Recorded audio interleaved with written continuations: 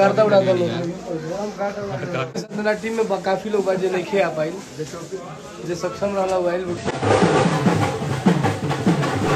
तो गाइस आप देख रहे हैं टुनटुन भैया घोड़ी पर चढ़ गए और मंदिर जा रहे हैं, तो वीडियो में आप बने रहिए, मैं भी साथ में चल रहा हूँ।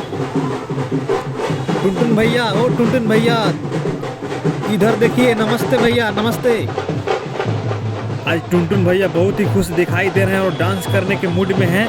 तो टुनटुन भैया फाइनली मंदिर में पहुंच गए हैं पूजन करने के लिए, और पूजन करके यहाँ से निकलेंगे।